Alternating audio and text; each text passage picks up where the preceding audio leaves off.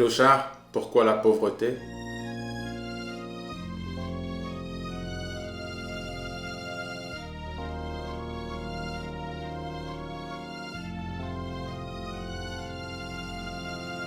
J'ai de nouveau structuré cet échange ou ce partage en 7 parties. La première partie, mes premiers souvenirs de la pauvreté. La deuxième partie, comment je me sens face à la pauvreté dans notre société et dans le monde. La troisième partie, pourquoi j'ai écrit Clochard et qu'est-ce que cette chanson représente pour moi. La quatrième partie, pourquoi je pense que les inégalités sociales peuvent seulement être résolues collectivement et à un niveau mondial. La cinquième partie, comment je pense qu'on y arrivera et ce que j'aimerais faire personnellement pour contribuer à la solution. La sixième partie, pourquoi je pense qu'on vivra un jour dans un monde où tout le monde aura le minimum vital, un toit, à boire, à manger et dans des conditions d'hygiène dignes de l'humanité. Et la septième partie, comment je pense que l'humanité deviendra un ensemble d'individus plutôt que des individus ensemble. Et le temps passe et certains passants me passent de l'argent. Et l'argent passe dans une bouteille avec qui je passe le temps. La première partie, mes premiers souvenirs de la pauvreté. Mes premiers souvenirs de la pauvreté, c'était en Côte d'Ivoire, quand j'y suis allé pour la deuxième fois, où je me souviens avoir vu des tas d'ordures, une déchetterie à ciel ouvert, et un vieux monsieur qui était amputé et à qui il manquait quelques doigts, et qui rampait ou qui était en tailleur par terre. Et c'est ce souvenir qui, pour moi, symbolise la pauvreté, ou m'a marqué, et que j'associe le plus à la pauvreté. Et aussi la pauvreté à laquelle j'ai été confronté dans mon enfance, c'était des SDF, la plupart du temps que j'associe à la pauvreté. Donc à travers mes deux cultures, j'ai ces deux visions de la pauvreté. La pauvreté dans les pays riches, qui pour moi est associée au SDF, et la pauvreté dans les pays pauvres, qui est associée aux gens qui meurent de faim. Et c'est aussi important de dire que pour moi, il n'y a pas de compétition dans la pauvreté. Il y a juste un minimum humain, digne, qui devrait être accordé, qui devrait être donné, qui devrait être un droit humain pour chaque vie, pour chaque être humain.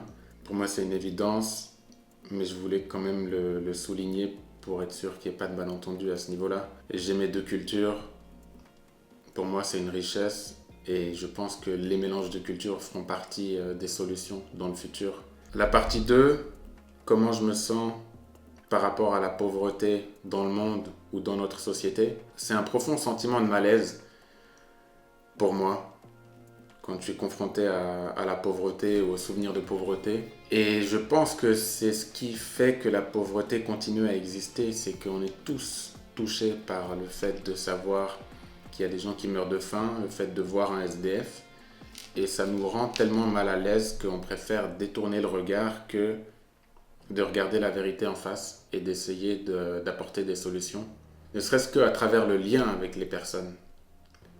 Et la misère ou la pauvreté a cette tendance à, j'ai l'impression, déshumaniser la personne de par sa misère. Comme on n'a pas envie de reconnaître notre humanité dans le regard de cette personne, ou en regardant la situation de cette personne, on préfère détourner le regard. L'ironie c'est que ces gens ne me connaissent même pas, m'inventent une histoire dans laquelle ils ne m'aiment pas. Les enfants me pointent du doigt pendant que les adultes préfèrent détourner le regard. C'est le sentiment que j'ai en tout cas eu dans mon enfance de voir un SDF et de ressentir un profond malaise, de sentir le décalage entre lui et le reste des personnes, de voir quelqu'un dormir dans la rue, ou de savoir que quelqu'un dormait dans la rue, ça m'a marqué en tant qu'enfant. De voir quelqu'un sans jambes, sans doigts et ramper au pied d'une montagne d'ordures en Côte d'Ivoire, ça m'a aussi marqué en tant qu'enfant. Et si ça m'a marqué en tant qu'enfant, je pense que ça a touché une vulnérabilité ou une sensibilité que j'avais et que j'ai toujours et qu'on a tous, je pense, mais qu'on peut perdre ou enfouir sous des problèmes personnels et individuels. Et on est tellement préoccupé par nos problèmes personnels qu'on oublie que peut-être que d'autres personnes font face à des problèmes en quelque sorte plus importants et plus profonds que nos problèmes superficiels. Si on a de quoi boire, de quoi manger et un toit et accès à l'hygiène ou à la médecine. La troisième partie, pourquoi j'ai écrit Clochard et qu'est-ce que cette chanson représente pour moi. J'ai écrit Clochard justement pour faire face à cette misère sociale. Et parce que pour moi, cette misère sociale, elle reflète aussi une misère ou une détresse psychologique ou émotionnelle. J'arrive pas à rationaliser et à trouver de raisons qui pour moi seraient logiques ou valides pour comprendre comment quelqu'un choisirait consciemment et intentionnellement de se mettre dans ce genre de situation.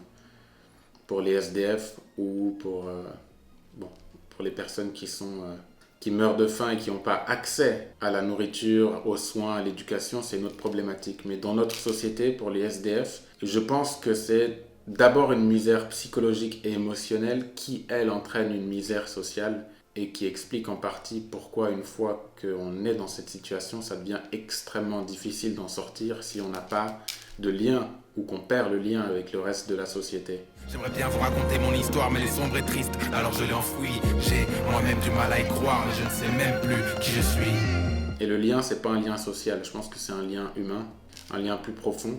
Et d'expérience, depuis que j'écris cette chanson qui m'a encore plus,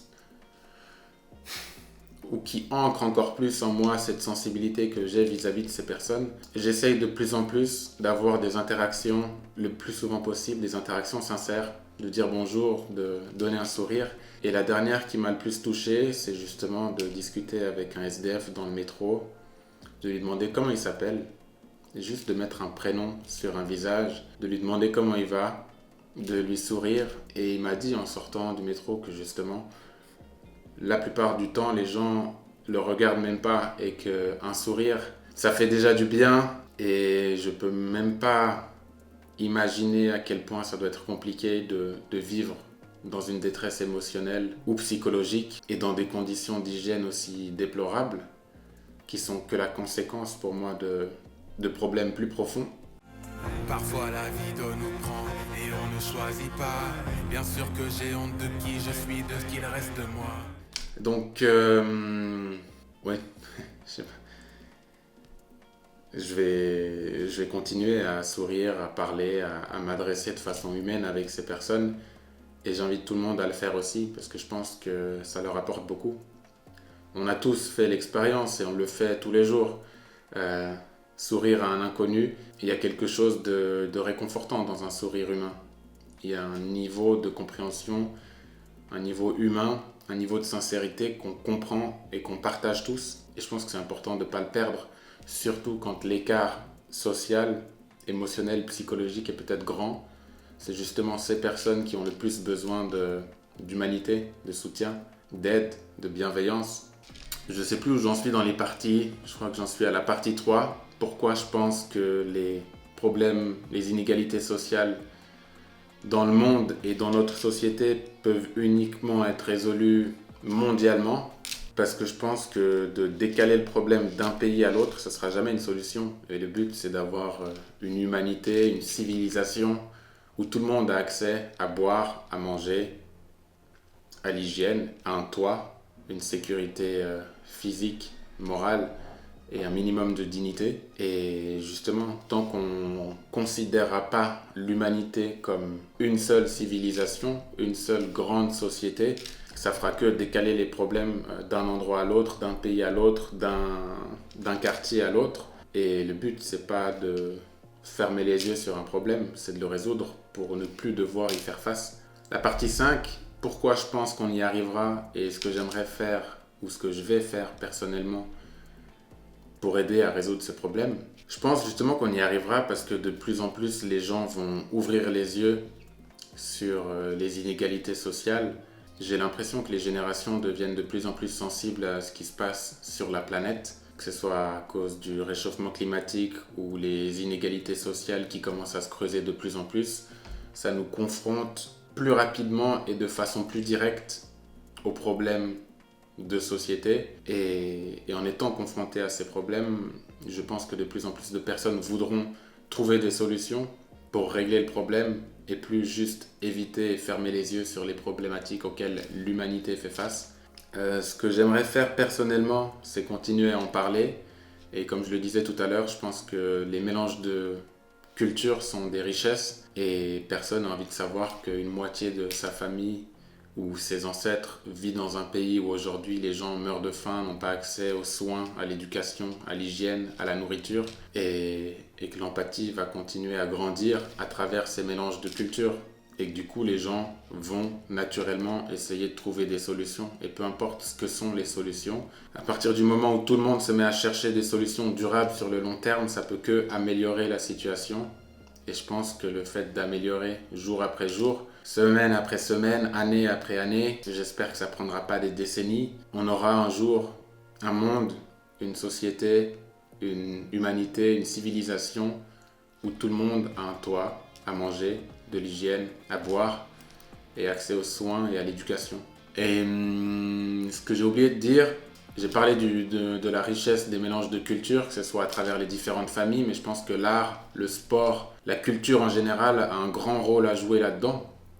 On le voit avec des artistes qui font des tournées internationales, des séries télévisées, des documentaires, des gens qui voyagent de plus en plus, on s'ouvre au monde à l'extérieur et on a envie, je pense, humainement.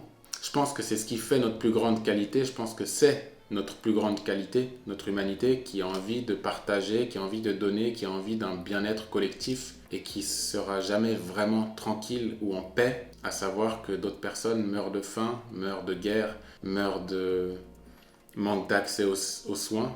Donc je pense que l'humanité collectivement va continuer à ouvrir les yeux, à se réveiller, à partager la culture, à partager l'amour en créant des nouvelles familles de différentes cultures et que ça fera et que c'est notre richesse et que ça continuera de faire notre richesse humaine à travers le mélange des cultures, des valeurs. Je vais le lire, comme ça je le dis en entier. La richesse des mélanges de cultures, des relations, des familles, de l'art, le sport, tout ça c'est des choses qui ne connaissent pas les frontières. Et la nature non plus ne connaît pas les frontières. Donc si on a une nature, une planète partagée, on doit partager toutes les ressources de la planète. Et pour partager toutes les ressources, il faut qu'elles soient partagées de façon équitable pour que ça tienne la route sur le long terme. Et ça ne devrait pas être un conflit ou une course à la ressource naturelle. On n'a qu'une de planète, jusqu'à preuve du contraire. Donc on doit en prendre soin tous ensemble. Et comme on vit tous ensemble sur cette planète, on doit partager de la meilleure façon possible les richesses de cette planète pour le collectif humain, pour l'humanité. Levé de bon matin, mais toujours du pied gauche. Les jours et les gens passent et les deux pensent que je suis de trop. Je me demande si en face ils oseraient prononcer ces mots. Mon poing sur leur face, les dommages que ça causerait, ça serait beau. Et la 6e partie, je crois que je l'ai déjà faite. Pourquoi je pense qu'on vivra un jour dans un monde où tout le monde aura le minimum vital, un toit, à boire, à manger, dans des conditions d'hygiène dignes de l'humanité. Parce que je pense qu'on va tous finir par se dire qu'on a envie que tout le monde aille bien sur la planète. Peu importe d'où tu viens, peu importe ta couleur de peau, peu importe ta culture, ta religion, on est tous, dans un premier temps, des humains.